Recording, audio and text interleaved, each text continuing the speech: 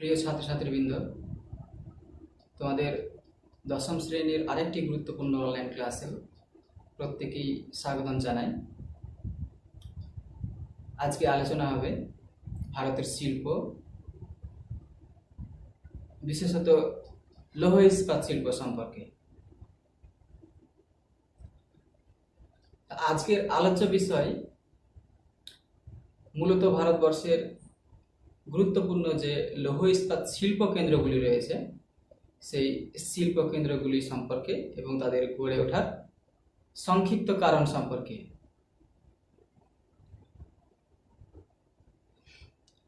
লৌহ ইস্পাত শিল্প কি সংক্ষেপে একটু বলি। আকরিক লৌহ, যে তোমরা 4 প্রকারের আকরিক লৌহের কথা শুনেছ, ম্যাগনেটাইট, হেমাটাইট, লিমোনাইট আর সিডারাইট, এইগুলিকে খনি থেকে উত্তোলন করে পরবর্তীতে তাকে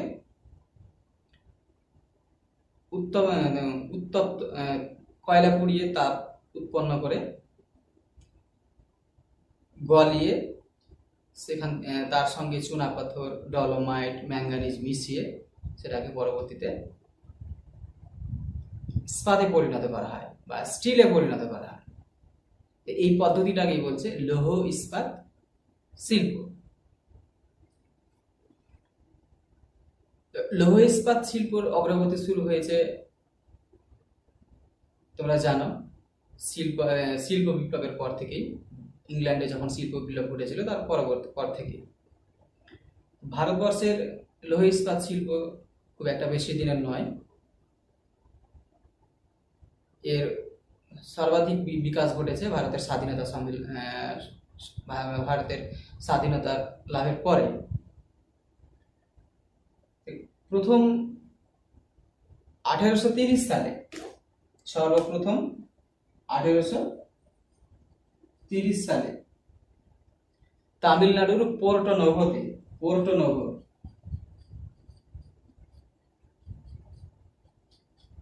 এই তামিলনাড়ুর পোর্টো নোভোতে সর্বপ্রথম ভারতের লৌহ ইস্পাত শিল্প কারখানা গড়ে ওঠে, কিন্তু সেটা কিছুদিনের মধ্যে বন্ধ হয়ে যায়।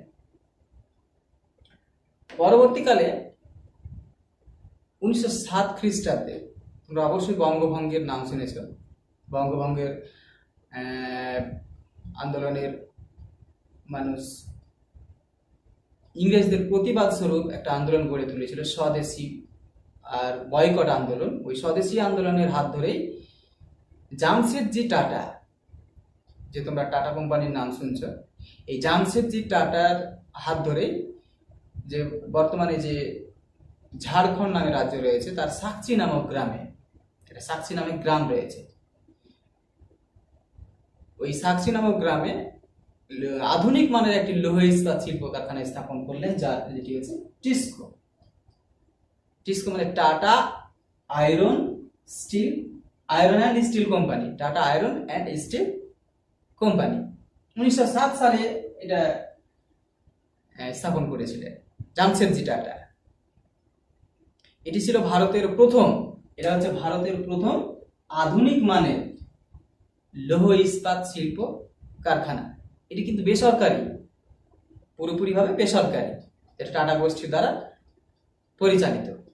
বা একটা প্রশ্ন এখান থেকে 1 মার্কে খুবই ইম্পর্টেন্ট হয় যে ভারতের বেসরকারি বৃহত্তম লৌহ ইস্পাত শিল্প কারখানা কোনটি, তাহলে অ্যান্সার কিন্তু হয় জামশেদপুর অথবা টিসকো। জামশেদপুরে যেহেতু শিল্প কারখানাটি রয়েছে তার নাম হয়ে গেছে এখন কিন্তু জামশেদপুর লৌহ ইস্পাত শিল্প কারখানা, জামশেদপুর নামে বেশি পরিচিত।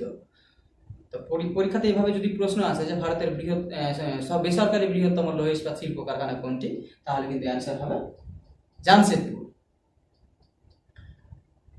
এবারে আসি যে জামশেদপুর লৌহ ইস্পাত শিল্প কারখানা গড়ে ওঠার কারণ কি। সেই দেখবে ভারতবর্ষের বেশিরভাগ লৌহ ইস্পাত শিল্প কারখানা, সে টিসকো আরো রয়েছে যেমন বোকারো, দুর্গাপুর, এই সমস্ত লৌহ ইস্পাত শিল্প কারখানা, এছাড়া রয়েছে রৌরকেল্লা, ভিলাই, এই সমস্ত বড় বড় লৌহ ইস্পাত শিল্প কারখানাগুলি কিন্তু এই পূর্ব মধ্য ভারতের এইটুকু অংশে গড়ে উঠেছে, যেখানে পশ্চিমবঙ্গে রয়েছে দুর্গাপুর, ঝাড়খণ্ডে রয়েছে টিসকো, তারপরে রয়েছে বোকারো, তারপরে ভিলায় রয়েছে ছত্তিশগড়ে, রোডকেলা রয়েছে উড়িষ্যাতে। এই বড় বড় লৌহ ইস্পাত শিল্প কারখানাগুলি এটুকুতে গড়ে উঠেছে। আর লৌহ ইস্পাত শিল্প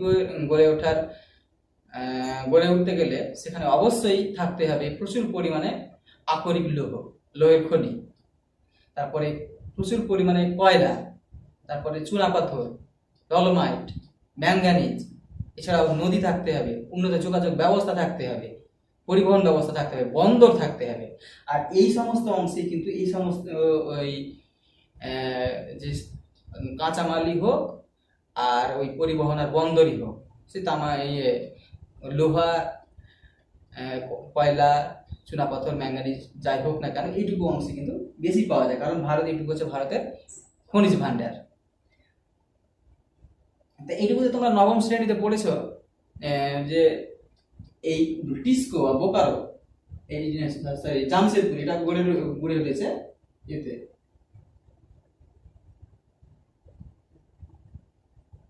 ঝাড়খণ্ডের জামশেদপুরে।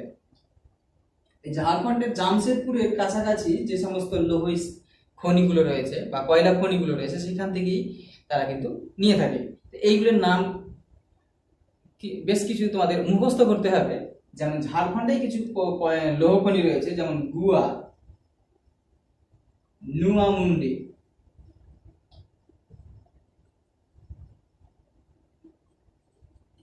নুয়ামুন্ডি, তারপরে এরা এই আরো কিছু কিছু লৌহ গুয়া, নুয়ামুন্ডি, সিংভূম, তারপরে পালামু জেলা আরো রয়েছে। এখান থেকে তো নেই এরা, আবার উড়িষ্যা থেকেও কিছু কিছু লৌহ খনি, কিন্তু এই লৌহ খনি থেকে লৌহ জামশেদপুরে নিয়ে যাওয়া হয়। যেমন বাদাম পাহাড়, তারপরে সুন্দরগড়, ময়ূরভঞ্জ, বোনাই, এইগুলো তোমরা নবম শ্রেণীতে পড়েছ, এখানেও কিন্তু উল্লেখ করতে হবে। তারপরে তোমরা তো জানোই যে ভারতবর্ষের বৃহত্তম কয়লা খনি ঝরিয়া, এই ঝরিয়া রয়েছে জামশেদপুরের পাশে। ঝরিয়া থেকে করা কয়লা নেই। আবার পাশেই রয়েছে রানীগঞ্জ, আমাদের রানীগঞ্জ বর্ধমান জেলায়, ওখান থেকেও তারা কয়লা নেই। আর এই জামশেদপুর শিল্প কারখানাটি গড়ে উঠেছে এই পাশ দিয়ে বয়ে গেছে দামোদর নদ, তোমরা নাম শুনেছ দামোদরেরই রয়েছে একটা খড়কাই নামে নদী, উপনদী। এই দামোদর আর খড়কাই নদীর সংযোগ স্থলে এই টিস্কো লৌহ ইস্পাত শিল্প কারখানাটি অবস্থিত। এই গুয়া, নুয়ামুন্ডি, বাদাম পাহাড়, উড়িষ্যার বাদাম পাহাড়, বোনাই, ময়ূরভঞ্জ, এই সমস্ত অংশ থেকে কেবলমাত্র যে টিস্কো বা জামশেদপুরি লোহে নিয়ে যায় তা কিন্তু নয়। এই বোকারো নিয়ে যায়, দুর্গাপুরও নিয়ে যায়, এমনকি ভিলায়ও অনেক সময় নিয়ে যায়। এছাড়াও কিছু কিছু ছোট ছোট লৌহ ইস্পাত শিল্প কারখানা রয়েছে, যেমন বিশাখাপত্তনম, এরাও নিয়ে যায়। এই সমস্ত কাঁচামালের উপর নির্ভর করে শিল্প কারখানাগুলি গড়ে উঠেছে। এছাড়াও রয়েছে উন্নত রেল যোগাযোগ ব্যবস্থা, দক্ষিণ পূর্ব রেলপথ, তারপর উন্নত সড়ক পথ, যেমন 6 নম্বর সড়ক পথ রয়েছে, এটা দিয়েই মুম্বাই যাওয়ার পথে। তারপর এখানে রয়েছে বন্দর, তোমরা নাম শুনেছো, যেখানে হলদিয়া বন্দর রয়েছে, কলকাতা বন্দর রয়েছে, তারপর এখানে রয়েছে পারাদ্বীপ নামে বন্দর রয়েছে। এই বন্দরগুলো ব্যবহার করে মূলত এই টিস্কো ব্যবহার করে কলকাতা বন্দরের মাধ্যমে বিদেশের সঙ্গে বিভিন্ন ধরনের যন্ত্রপাতি বা উৎপাদিত পণ্যই হোক, এইগুলো বিদেশে রপ্তানি করা হয় বা স্টিল রপ্তানি করা হয়। এবার আসি বোকারোটাও রয়েছে ঠিক এই ঝাড়খণ্ডেই। বোকারো থেকে ওই রকম বড় প্রশ্ন আসে না। এই বোকারোটি রয়েছে ওই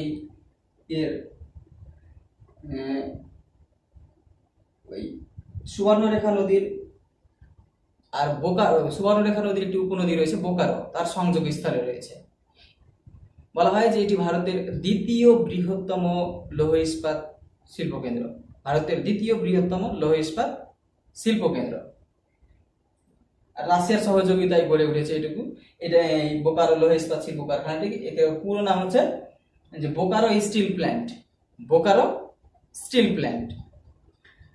টিস্কো যে মানে গড়ে ওঠার কারণ আর বোকারোর গড়ে ওঠার কারণ প্রায় সেম। এবারে আসি দুর্গাপুর। দুর্গাপুর লৌহ ইস্পাত শিল্প কারখানাটি গড়ে উঠেছে 1956 সালে। 1956 সালে 1956 সালে। দুর্গাপুরের আগে ওখানে বারুণপুর, কুলটিতে দুটি লৌহ ইস্পাত শিল্প কারখানা গড়ে উঠেছিল। এখনো রয়েছে বারুণপুর, দুটোকে একসঙ্গে বলা হয় বারুণপুর কুলটি। তবে তোমাদের সিলেবাসের অন্তর্ভুক্ত এই দুর্গাপুরই প্রধান। 1956 সালে গড়ে উঠেছে। এটি ভারতের কিন্তু একটা দুটো প্ল্যান্ট রয়েছে। এখানে একটা শঙ্কর লৌহ ইস্পাত কারখানা রয়েছে। বলে শঙ্কর লৌহ ইস্পাত কারখানা কি? যেখানে এই স্টিলের সঙ্গে এই যে টাংস্টেন, ক্রোমিয়াম এই সমস্ত অন্যান্য ধাতু মিশিয়ে আরো ক্ষয়রোধক ইস্পাত তৈরি করা হয়। ওই সমস্ত লৌহ ইস্পাত শিল্প কারখানাগুলিকে বলা হয় শঙ্কর লৌহ ইস্পাত শিল্প কারখানা। এই দুর্গাপুরে কিন্তু একটা ইউনিট রয়েছে শঙ্কর লৌহ ইস্পাত শিল্প কারখানার। এই দুর্গাপুর আর জামশেদপুর গড়ে ওঠার কারণগুলো কিন্তু একই জায়গা থেকে তারা লোহা নেই। যেমন গুয়া, নুয়ামুন্ডি, বাদাম পাহাড়, ময়ূরভঞ্জ থেকে নেই। কয়লা তো পাশেই রানীগঞ্জ রয়েছেই। তারপরে ফের আবার ঝরিয়া থেকেও নিয়ে আসে। কিছু ডলোমাইট, চুনাপাথর, ডলোমাইট আর ম্যাঙ্গানিজ একটা পয়েন্ট। এখানে এই টিস্কো, বোকারো, দুর্গাপুর আর রোরকেল্লা এই চারটের একটা পয়েন্ট মনে রাখলেই হবে যে এখান থেকে যেমন তিনটে নাম রয়েছে, উড়িষ্যাতে তিনটে স্থান রয়েছে। তিনটে স্থানের নাম হচ্ছে, একটা নাম হচ্ছে গাংপুর, একটা নাম হচ্ছে বীর মিত্রপুর, একটা নাম হচ্ছে সুন্দরগড়। এই তিনটে স্থান থেকে, তিনটে স্থানে কমন ভাবে চুনাপাথর, ডলোমাইট, ম্যাঙ্গানিজ তিনটে স্থান থেকেই পাওয়া যায়। তো এই চারটে লৌহ ইস্পাত শিল্প কারখানাতে এই চুনাপাথর, ডলোমাইট আর ম্যাঙ্গানিজ এই সমস্ত স্থানগুলি থেকে চুনাপাথর, ম্যাঙ্গানিজ, ডলোমাইট, ম্যাঙ্গানিজ পাওয়া যায়। এভাবে তোমরা একটা পয়েন্টের অ্যান্সার করতে পারবে। এটা মনে রাখলে, একটা মনে রাখলে চারটে প্রশ্নের একটা পয়েন্ট মুখস্থ হয়ে যাবে। দুর্গাপুর গড়ে উঠেছে দামোদর নদীর তীরেই। তোমরা জানো দামোদর নদীর তীরে পশ্চিমবঙ্গের বৃহত্তম লৌহ ইস্পাত শিল্প কারখানা। পশ্চিমবঙ্গের অবশ্য আরো রয়েছে বারণপুর, কুলটি রয়েছে ছোটখাটো গুলো। তারপরে এ ব্যবহার করে কলকাতা বন্দরে ব্যবহার করে। যোগাযোগ ব্যবস্থা এখানে ভালো রয়েছে, চাহিদা রয়েছে, যেহেতু ঘনবসতি অঞ্চল, পার্শ্ববর্তী কলকাতা, সস্তা শ্রমিকও পাওয়া যায়। এই দুর্গাপুরকেই বলা হয় ভারতের রোড। হয়তো তোমরা নবম শ্রেণীতে পড়েছো। এখানে একটা 2 মার্ক একটা প্রশ্ন, খুবই ইম্পর্টেন্ট প্রশ্ন, দুর্গাপুরকে ভারতের রোড কেন বলা হয়? তোমরা জানো জার্মানিতে একটি রোড শিল্পাঞ্চল রয়েছে। জার্মানির রাইন নদী রয়েছে। রাইন নদীর দুটো উপনদী, একটা লিপে, একটা হচ্ছে রোড। এই দুটো উপনদীর সংযোগ মাঝ বরাবর স্থানে এটি ইউরোপের অন্যতম বৃহত্তম শিল্পাঞ্চল, রোড শিল্পাঞ্চল গড়ে উঠেছে। কারণ ওই রাইন নদীর উপত্যকাতে প্রচুর পরিমাণে বিটুমিনাস অ্যান্থ্রাসাইট কয়লা পাওয়া যায়। তার কারণে সেখানে প্রচুর পরিমাণে লৌহ ইস্পাত শিল্প কেন্দ্র, ইঞ্জিনিয়ারিং শিল্প কেন্দ্র গড়ে উঠেছে। ঠিক একই রকম ভাবে ভারতের এই দামোদর নদের উপত্যকার কয়লা খনির আর লৌহ খনির, বিশেষত কয়লা খনির উপর ভিত্তি করে এই দামোদর নদী উপত্যকার এই দুর্গাপুরে বিশেষত কয়লা খনির উপর ভিত্তি করে এখানে প্রচুর পরিমাণে লৌহ ইস্পাত শিল্প কেন্দ্র আর ইঞ্জিনিয়ারিং শিল্প কেন্দ্র। তোমরা নাম শুনেছো হয়তো চিত্তরঞ্জন লৌহ ইস্পাত শিল্প, ভারতবর্ষের একটি উল্লেখযোগ্য বৈদ্যুতিক বা বিদ্যুৎ চালিত রেল ইঞ্জিন নির্মাণ কারখানা রয়েছে, যেটি একটি ইঞ্জিনিয়ারিং শিল্প। ওখানে প্রচুর পরিমাণে ইঞ্জিনিয়ারিং শিল্প কারখানা, লৌহ ইস্পাত শিল্প কারখানা গড়ে উঠেছে ওই রুট শিল্পাঞ্চলের মতো করে। তাই এই দুর্গাপুরকে বলা হয় ভারতের রুট। এই প্রশ্নটা কিন্তু খুবই ইম্পর্টেন্ট, পরীক্ষাতে ফ্রিকুয়েন্টলি আস্কড। এরপরে আসি ভিলাই। ভিলাইটা রয়েছে ছত্তিশগড়ে। ভারতবর্ষের প্রায় মিডিলে রয়েছে, মধ্য ভারতে। এই ভিলাই গড়ে উঠেছিল 1956 সালে।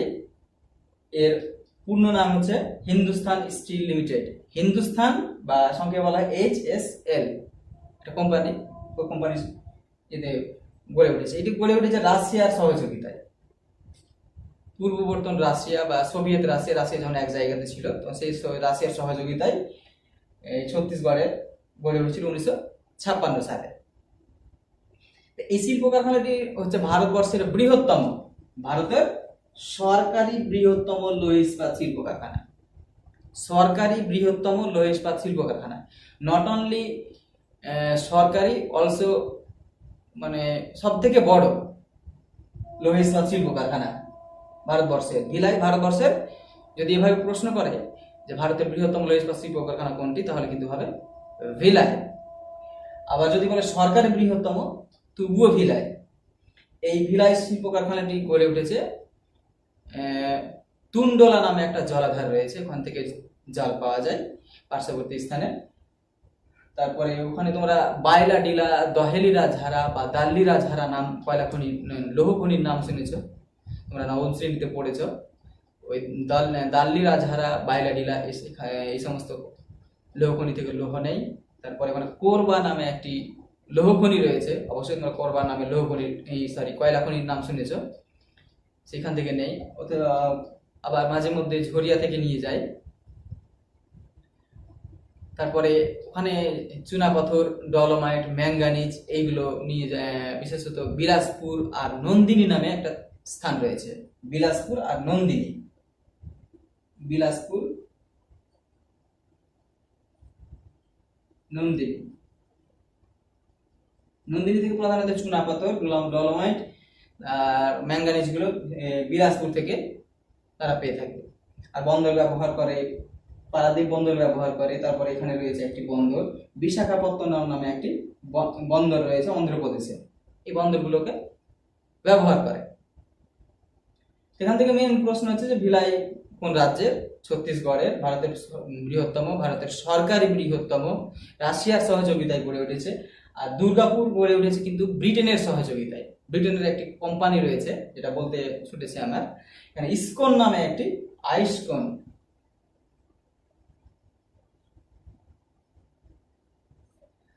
বা স্কন নামে একটি কোম্পানি রয়েছে। সেই কোম্পানির সহযোগিতায় ব্রিটেন, যাকে আমরা ইউকে বা ইউনাইটেড কিংডম নামে চিনি। এই আইসকন বা এটাকে সংক্ষেপে বলা হয় ইসকন বলা হয় বাংলাতে, সহজে পুরো ভাষা একসাথে বলতে গেলে ইসকন বলা হয়। ইসকন কোম্পানির সহযোগিতায় গড়ে উঠেছে। এরপরে আসি রোরকেল্লা। রোরকেল্লা রয়েছে উড়িষ্যাতে। উড়িষ্যার একটি প্রধান নদী রয়েছে যার নাম মহানদী। মহানদীর আর একটা উপনদী রয়েছে যার নাম ব্রাহ্মণী। এই ব্রাহ্মণী আর মহানদীর সংযোগস্থলে গড়ে উঠেছে এই রোরকেল্লা লৌহ ইস্পাত শিল্প কেন্দ্র। তাই লৌহ ইস্পাত এটি গড়ে উঠেছে ক্রুপস অ্যান্ড ডেমার্ক কোম্পানির সহযোগিতায়। ক্রুপস অ্যান্ড ডেমার্ক কোম্পানির সহযোগিতায়। এই কোম্পানিগুলো হচ্ছে জার্মানির কোম্পানি। কোম্পানিগুলো হচ্ছে জার্মানির কোম্পানি।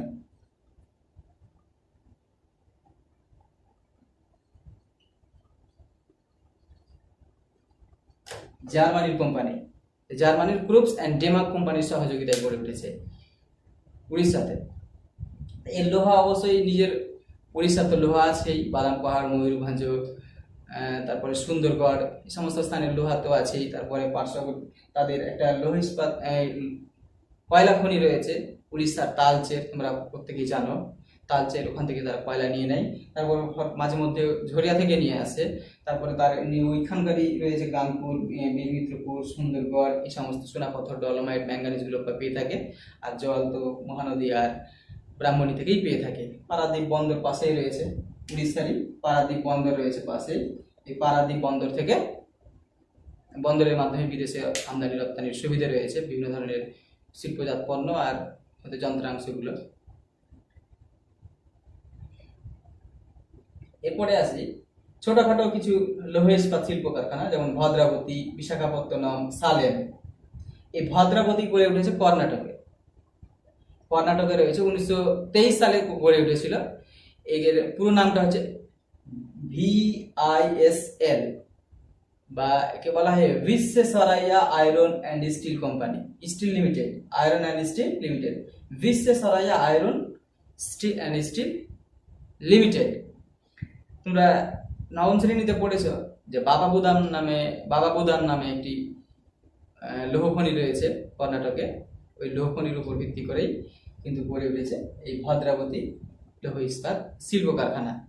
এখান থেকে বড় প্রশ্ন হওয়ার সুযোগ নেই, সিলেবাস যেহেতু তোমাদের সংক্ষিপ্ত। এইরকমই হয়তো বলতে পারে যে দক্ষিণ ভারতের দুটি লৌহ ইস্পাত শিল্প কারখানা বলতে পারে, যার মধ্যে ভদ্রাবতী হচ্ছে একটি, আর একটা তোমরা দিতে পারো সালেম। সালেমটাই হচ্ছে মেন দক্ষিণ ভারতের। সালেমটা পরে আসছে, এবারে আছে বিশাখাপত্তনম। এই ভদ্রাবতীটা রয়েছে ঠিক এখানে, আর সালেমটা রয়েছে ঠিক তামিলনাড়ুতে রয়েছে, ঠিক এখানে রয়েছে সালেম। সালেমটা হচ্ছে একটি শঙ্কর লৌহ ইস্পাত শিল্প কারখানা, শঙ্কর লৌহ ইস্পাত শিল্প কারখানা। শুধুমাত্র সালেম নয়, সালেম, ভদ্রাবতী, দুর্গাপুর, সালেম, ভদ্রাবতী, দুর্গাপুর, এইগুলো হচ্ছে ভারতের শঙ্কর লৌহ ইস্পাত শিল্প কারখানা।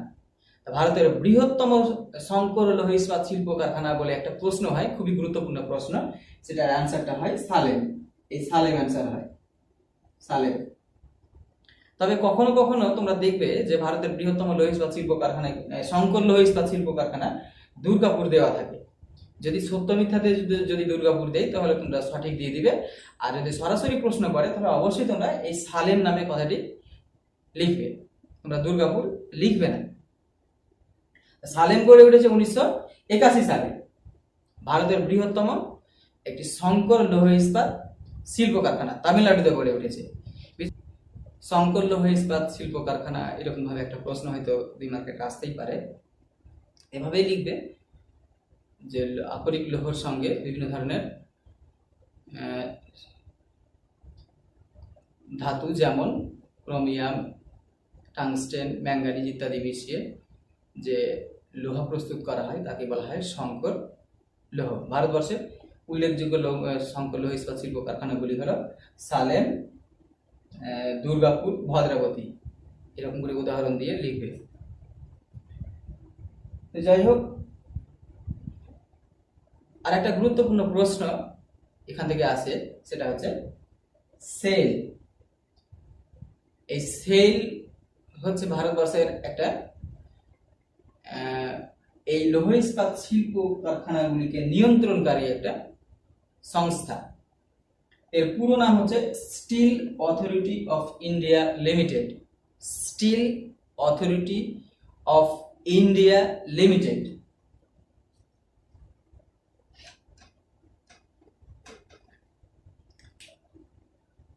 স্টিল অথরিটি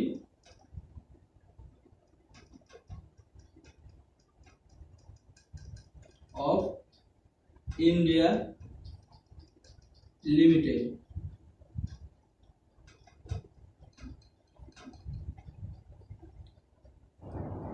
সেল, এই সেলের পূর্ব নাম ছিল Hindustan steel limited, Hindustan steel limited বা HSL। এটি প্রথম প্রতিষ্ঠা হয়েছিল 1954 সালে, কিন্তু পরবর্তীতে এটি আবার এর মডিফিকেশন করা হয়। 1973 সালে, জানুয়ারি মাসের 1973 সালে এটিকে পুনরায় সংগঠিত করে তার নাম দেওয়া হয় সেল।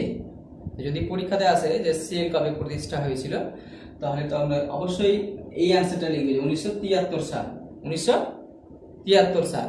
কিন্তু সত্য মিথ্যাতে যদি আসে যে সেল প্রতিষ্ঠা হয়েছিল 1954 সালে, তাহলে এইটা কিন্তু তোমরা সত্য অ্যান্সার করবে, মিথ্যে অ্যান্সার করবে না, কারণ অনেক বইতে কিন্তু থাকে। এর হেডকোয়ার্টার হচ্ছে ভারতের নিউ দিল্লিতে, রাজধানীতেই রয়েছে এর হেডকোয়ার্টার। এর কাজ কি?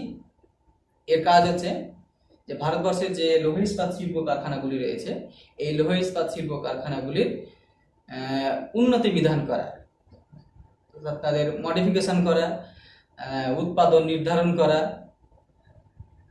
এই সমস্ত কাজগুলি এই সেল করে থাকে। মানে রক্ষণাবেক্ষণ, অ্যাকচুয়ালি রক্ষণাবেক্ষণ, উন্নতি বিধান ইত্যাদি কাজগুলি কিন্তু এই সেলের অধীনে করা হয়, সেল করে থাকে। আর এই বিশেষত এই টিস্কো ছাড়া যে সমস্ত শিল্প কারখানাগুলো তোমরা দেখছো, প্রায় প্রতিটি এই সেলের অধীন। কেন যে টিস্কো শিল্প কারখানাটি হচ্ছে বেসরকারি, আর বাদ বাকিগুলো প্রায় সরকারের অধীনে রয়েছে। এই জন্য এই বোকারো, দুর্গাপুর, ভিলাই, রোরকেল্লা, ভদ্রাবতী, সালেম, এই সমস্ত শিল্প কারখানাগুলি কিন্তু এই সেলের অধীনে রয়েছে। সেল একটা খুবই গুরুত্বপূর্ণ প্রশ্ন 2 মার্কের যদি আসে, তাহলে তোমরা প্রথমেই লিখবে এর full form, steel authority of India limited. তারপরে দ্বিতীয় পয়েন্টে লিখবে এর প্রতিষ্ঠাকাল, 1973 সালটা লিখবে, 1973 সাল। আবার বলছি 1973 সাল। তারপরে লিখবে এর হেডকোয়ার্টার, এটা পয়েন্টই করবে হেডকোয়ার্টার বা সদর দপ্তর দিয়ে নিউ দিল্লি করবে। তারপরে লিখবে এর কাজ, ভারতবর্ষের বিভিন্ন ধরনের শিল্প কারখানা। তারপরে কাজের আগে আরেকটা প্রশ্ন দিবে, যদি তোমরা পারো তাহলে ভালো হবে, শিল্প কারখানা, অধীনস্থ শিল্প কারখানা, তখন এই সমস্ত শিল্প কারখানা নামগুলি লিখবে, যে বোকারো, দুর্গাপুর, ভিলাই, রোরকেল্লা, ভদ্রাবতী, সালেম, এই শিল্প কারখানাগুলোর নাম লিখবে। তারপরে লিখবে কাজ লিখবে যে এই সমস্ত শিল্প কারখানাগুলির উৎপাদনের পরিমাণ নির্ধারণ করা এবং তাদের রক্ষণাবেক্ষণ ও উন্নতি বিধান করাই হচ্ছে এই সেলের মুখ্য উদ্দেশ্য। তো যাই হোক, আজকের মতো এ পর্যন্তই। এর পরের দিন আবার নতুন ক্লাস নিয়ে উপস্থিত হব।